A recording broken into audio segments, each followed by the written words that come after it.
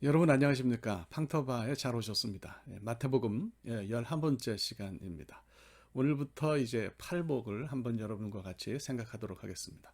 오늘은 팔복 가운데 첫 번째 것을 생각하겠는데요. 어떤 사람이 복이 있느냐? 심령이 가난한 사람이 복이 있다는 말씀을 같이 생각하도록 하겠습니다. 본문은 마태복음 5장 3절입니다. 심령이 가난한 사람이 복이 있다. 심령이 가난하다는 게 무슨 뜻일까요? 이게 이제 헬라 말로 하면 푸토커스 푸뉴마티라는 말인데요. 푸뉴마티는 뭐 여러분 푸뉴마라는 단어 잘 아시잖아요. 그래서 이제 그게 단독으로 쓰이면 성령이나 바람 또는 뭐 마음 이런 걸 가리키는데요. 여기서는 성령을 뜻하는 말은 아니고요. 사람의 우리의 마음을 뜻하는 말로 여러분들이 생각하시면 되겠습니다. 조금 복잡한 문법적인 설명을 할까요? 푸뉴마티는 데이티브예요. 역격이죠. 우리가 NGDA 해가지고 뭐 주격, 뭐 소유격, 역격, 목적격 뭘 하잖아요. 그래서 삼격이라는 말로도 표현을 하고 역격, 데이티브라는 말로도 표현을 하는데요. 뭐 굳이 표현하자면 in spirit 그런 뜻일 텐데 이런 거는 중요한 게 아니고 의미가 중요하잖아요. 의미는 뭐냐면 전인, 그 사람 전체를 가리킬 때 이렇게 역격으로 데이티브로 표현한다는 것을 생각하셨습니다. 푸토코스는 뭐 가난하다는 뜻이니까 어, 그냥 그 사람이 가난하다는 얘기죠. 그 사람 전체가 마음만 사실은 가난한 것이 아니고 전체가 가난하다고 하는 그런 뜻으로 이해하면 좋겠습니다. 헬라 말로는 이제 가난하다는 표현이 두 개가 있어요. 하나는 페네스라는 표현이 있습니다. 근데 이 페네스는 영어로 음역하면 P-E-N-E-S가 될까요? 그냥 자기 손으로 일해서 먹고는 사는 사람이에요. 넉넉하진 않아요. 그래도 뭐 아무것도 없이 아주 뭐 절대적으로 가난하다 그런 건 아닙니다. 그냥 뭐 먹고는 사는 그런 뭐 아주 뭐 가난한 삶을 살지만 먹고는 사는 사람인데요. 오늘 본문에 쓰인 말은 그런 표현이 아니고 푸토코스예요. 푸토코스. 영어로 음력을 하면 PTOKOS가 될 텐데요. 이건 정말 아주 절대적인 가난이에요. 아주 철저하게 가난해서 아무것도 없어요. 사람을 무력하게 만드는 그런 가난인 거죠. 그래서 심령이 가난하다는 말은 마음만 가난한 것이 아니고 그 사람 전체가 가난하다는 뜻이고요. 심령이 가난하다, 그 사람 전체가 가난하다는 것은 성경에서 그 겸손한 거하고도 연결하는 표현입니다. 우리가 시편 19편을 보면은 그 겸손한 사람에 대해서 이야기를 해요. 그 겸손한 게 성경에서 말하는 겸손의 양태라는 게 뭘까요? 그냥 뭐 네네네네 이거는 겸손한 게 아니에요. 겸손의 양태는 피조물로서 창조주 앞에서는 그런 자세예요. 하나님에게 전적으로 의존하지 않으면 살 수 없는 상태. 그것이 이제 겸손하다는 거죠. 그래서 심령이 마음이 가난하다는 건 뭐냐면 하나님을 향해서 철저하게 신뢰하는 상태인 것을 뜻한다 이렇게 볼 수 있어요. 뭐 우리가 천국에 간다 구원 얻는다 애쓰고 노력해서 얻는 게 아니잖아요. 하나님 주시는 은혜에 의해서 얻는 거잖아요. 우리가 뭐 애쓴다고 해서 뭐가 되나요? 누가복음 16장 19절부터 31절까지 읽어보면 거지 나사로 얘기가 나와요. 마틴 루터가 그런 얘기를 했습니다. 나사로가 되지 않고서는 어느 누구도 천국으로 가지 못한다. 천사들이 그런 사람 안 데려간다고 마틴 루터가 그렇게 얘기했어요. 나사로가 아무것도 없는 거지였잖아요. 그러니까 뭐 거지만 천국 간다 그런 뜻은 아니에요.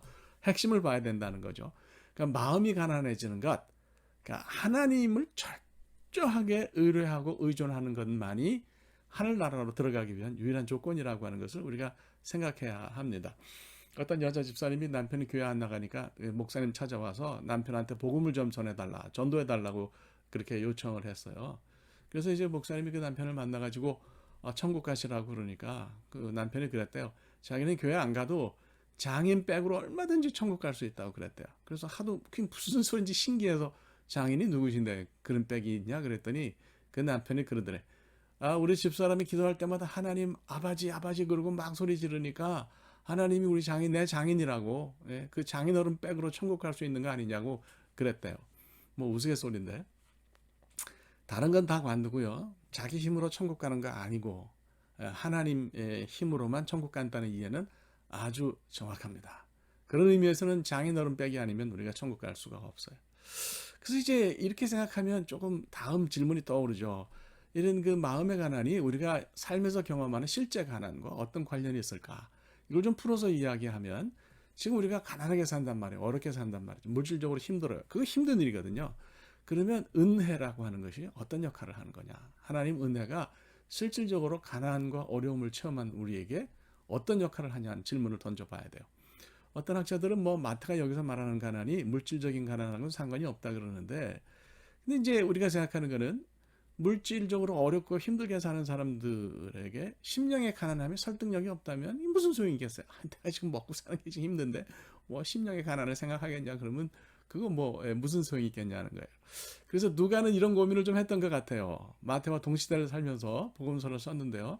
이 사람은 실제 이제 사람들의 가난에 관심이 많았어요. 그래서 누가가 쓴 복음서를 빈자의 복음서라고 그렇게 이제 부르기도 하잖아요.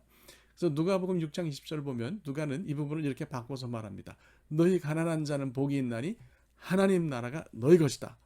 예, 아주 단적으로 가난한 자에게 복이 있고 그들이 구원을 받을 거라고 확실하게 이야기를 하는 거죠.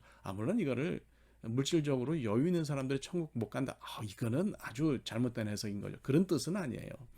그래서 누가복음을 연구하는 학자들은 예수님이 가난을 미화하신 것이 아니고 가난이 뭐 좋은 건 아니잖아요. 그죠? 다만 당시 상황에서는 인생의 진정한 목적을 하나님께 두고 사는 사람들이 어려울 수밖에 없었다. 그냥 그렇다고 해도 그들에게 하나님을 믿는 것이 그러니까 그 사람들이 하나님을 믿는 그 신앙이 가난에 의해서 지장을 받은 것은 아니라고 해서 하는 거죠. 그러니까 사실 어떻게 보면 그 시대는 하나님을 성실하게 믿는 것이 뭐 돈을 버는 건 고사하고요. 목숨을 유지하기도 어려웠을 수도 있어요.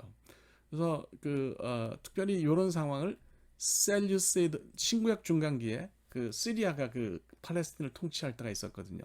그 팔레스틴을 통치하던 그 왕조를 셀류시드 왕조라 그러는데 특히 안티오코스 에피파네스 4세 이 아주 악한 인간이었어요. 형편없는 인간이었어요. 그래서 이 그 시대 상황과 연결된 표현이라고 해석하는 사람들이 있어요.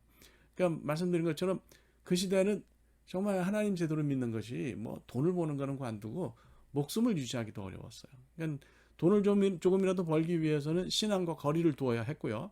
신앙을 지키려면 가난하게 살 수밖에 없었다는 거예요.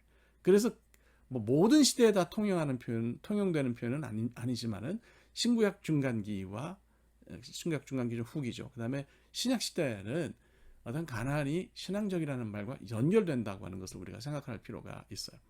그렇다면 오늘날 이제 상황에서 실제로 삶 속에서 우리가 가난하게 사는 그런 그리스도인들이 할 수 있는 일이 뭐겠어요? 모든 그 가능성이 막히고요. 내 힘으로 내 삶을 유지하는 것이 어렵고 그러면 어떻게 하겠어요? 내가 하나님 믿는 사람인데 어떻게 해야 되겠냐? 실제 삶에서도 하나님 의지해야죠. 구원에 있어서도 하나님 은혜로만 구원받지만 우리가 삶에 있어서도 하나님께서 은혜를 베푸셔야 우리가 삶을 이어갈 수 있다라고 하는 그런 얘기입니다. 이런 얘기 들어보셨어요? 듣지 못하는 사람, 팔 못 쓰는 사람, 다리 못 써서 휠체어 앉은 사람이 모여서 기도를 했대요. 하나님만이 소망이니까 고쳐주세요. 그러니까 이제 하나님이 거기 짠 하고 나타나셔서 치료해 주시겠다 그러셨다는 거죠. 그 귀를 만져주시니까 못 듣던 사람이 들었어요. 그 팔 못 쓰는 사람이 하나님 팔을 톡 이렇게 만져주시니까 그 사람이 팔을 막 휘두르기 시작했어요. 그 다리를 못 써서 휠체어에 앉아있던 사람이 하나님 보고 자기는 아니라고 됐다고. 손가락 하나 까딱하지 말아달라고 그렇게 부탁했대요. 그래서 하나님이 하도 희한해서 그 이유가 뭐냐고 물으니까 자기는 지금 장애자 연금을 받고 있는데 그거 하나님이 만져서 자기를 낫게 하면 연금을 못 받게 되니까 만지시지 말아달라고 그렇게 부탁했다는 우스갯 소리가 있습니다. 이게 무슨 얘기예요? 장애자 연금 같은 것이라도 있는 사람은 하나님을 온전히 붙들지 않아요. 빠져나갈 구멍이 있는 사람은 온전히 하나님을 붙들지 않습니다. 그러나 철저하게 기댈 곳이 없는 상황, 한계 상황이라면 사람이 하나님을 붙들 수 있는 거예요. 그래서 칼 야스퍼스라는 철학자는 인간이 한계 상황에서 신을 경험한다 그랬어요.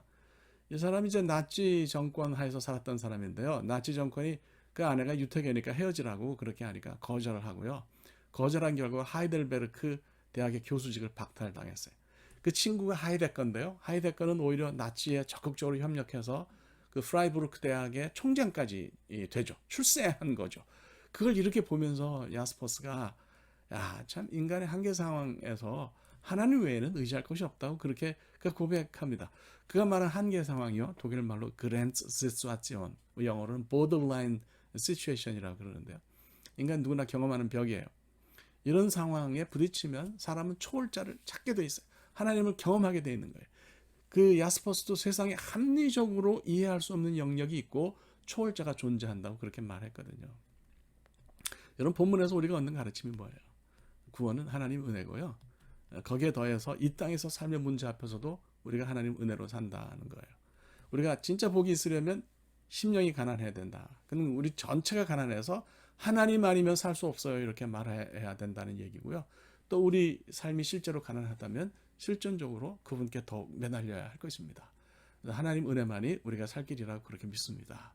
오늘 여기까지 하겠습니다. 네, 감사합니다.